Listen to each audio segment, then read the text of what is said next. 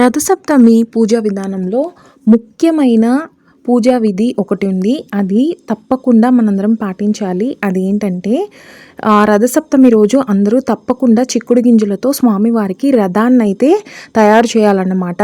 సూర్యభగవానుడు 7 గుర్రాల పైన వస్తారన్నమాట. సో దానికి సంకేతంగా మనము 7 చిక్కుడుగాయలని తప్పకుండా తీసుకోవాలి. చిక్కుడుగాయలనే ఎందుకు తీసుకోవాలి అంటే ఈ కాలంలో అంటే మాఘమాసంలో సూర్యశక్తి ఎక్కువగా చిక్కుడు ఆకులు అలాగే చిక్కుడుకాయలే ఎక్కువగా వాటిని ఆకర్షిస్తాయన్నమాట. కాబట్టి మనము ఆకులతో ఆ కాయలతో పూజ చేసి ఆకులలో ప్రసాదాన్ని నివేదించి ఆ ప్రసాదాన్ని మనం తిన్నట్లయితే మనకి ఇమ్యూన్ పవర్ అనేది ఆ సూర్యభగవానుని కిరణాలన్నీ మనకి వచ్చి మన ఆరోగ్యం చాలా బాగుంటుందన్నమాట. సో ఈజీగా నేను ఈ చిక్కుడు రథం ఎలా చేసుకోవాలో తెలియజేస్తాను. ఇది నా చిరు ప్రయత్నం అండి. మీరందరూ కూడా సపోర్ట్ చేస్తారనేసి కోరుకుంటున్నాను. లాస్ట్ వరకు వీడియో చూడండి. ఫస్ట్ ఇలాగైతే మనము 7 చిక్కుడుగాయలు అంటే 7 చిక్కుడుగాయలు అన్నమాట.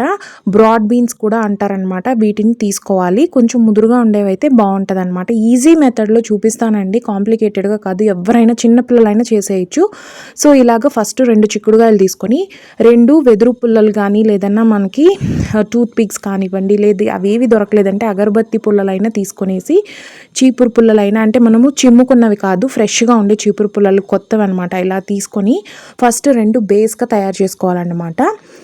4 హోల్స్ పెట్టుకొని ఒక్కొక్క బీన్కి 2 హోల్స్ పెట్టేసుకొని ఇలాగ పుల్లలను అయితే సెట్ చేసుకోవాలి. ఫస్ట్ సెట్ అయిపోయింది కదా, ఇప్పుడు ఇంకొక సెట్ ఆఫ్ బీన్స్ తీసుకోవాలన్నమాట. బేస్కి 4 బీన్స్ అయితే తీసుకుంటాం మనము, 4 చిక్కుడుగాయలని.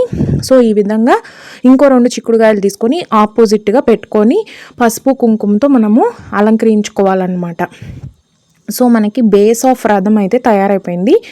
నెక్స్ట్ వచ్చేసి ఇంకొక 3 చిక్కుడుగాయలు అయితే మిగిలిన్నాయి కదా, టోటల్ 7 చిక్కుడుగాయలతో చేయాల్సి ఉంటుంది. సో ఈ 3 చిక్కుడుగాయలని ఇలాగా మనం కోస్తాం కదా బీన్స్, సో ఆ వైపు వచ్చేలాగా పెట్టుకునేసి దానికి ఒక టూత్ పిక్తో కానీ పుల్లతో కానీ ఇలాగా గుచ్చుకోవాలన్నమాట, వీడియోలో చూపిస్తున్న విధంగా. సో సింపుల్గా నేనైతే రథాన్ని చూపిస్తున్నానండి. ఆ రథము మనం ఏదేదో కాంప్లికేటెడ్గా చేసేసి అలాగా అది పడిపోతుందేమో అన్న భయం లేకుండా ఈజీగా బేస్ స్ట్రాంగ్గా ఉండేలాగా చూపిస్తున్నాను. సో ఫస్ట్ 4 కింద బేస్ పెట్టుకున్నాం కదా, ఈ 3ని ఒక దగ్గరికి ఇలా పెట్టుకునేసి సింపుల్గా ఇలా అయితే పెట్టేసుకోవాలన్నమాట ట్రయాంగిల్ షేప్లో.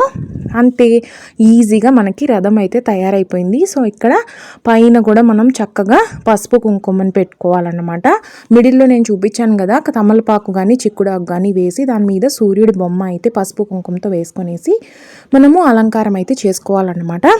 ఈ విధంగా 7 చిక్కుడుగాయలు అయితే తప్పకుండా తీసుకోవాలి. మీకు వీలైతే చిక్కుడు ఆకులు దొరికితే వాటిల్లో స్వామివారికి గోధుమ పాయసం కానీ లేదా గోధుమ రవ్వ పాయసం కానీ లేదా బియ్యంతోనే పాల పాయసాన్ని చేయాలి. చాలా మెత్తగా చేయాలి.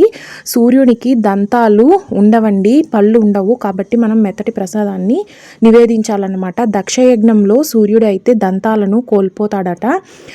శివుని యొక్క స్వరూపమైన వీరభద్రుడు దక్షయజ్ఞంకి వచ్చి సూర్యునికి పళ్ళు రాలిపోయే విధంగా చేస్తారు. బట్ సూర్యుడు శివుణ్ణి ప్రాధేయపడితే శివుడు ఒక వరాన్ని అయితే ఇస్తారనమాట. ఎవరైతే రథసప్తమి రోజు గోధుమలతో పాయసం చేసి సూర్యుడికి ప్రసాదిస్తాడో ఆ టైంలో సూర్య భగవానునికి పళ్ళు అనేది వస్తాయన్నమాట. రథసప్తమి ముందు రోజు స్వామివారికి పళ్ళు ఉండవు. మనము నివేదించిన ప్రసాదం గోధుమ ప్రసాదం తినిన తర్వాత పళ్ళు వచ్చి స్వామివారు చక్కగా మళ్ళీ వచ్చే సంవత్సరం రథసప్తమి ముందు రోజు దాకా కూడా దంతాలతో అయితే ఉంటారట. రథసప్తమి ముందు రోజు మాత్రము పళ్ళు అయితే ఉండవు స్వామికి. కాబట్టి మనము గోధుమ పాయసాన్ని నివేదించాలి. కథ నచ్చితే సబ్స్క్రైబ్ చేసుకొని సపోర్ట్ చేయండి.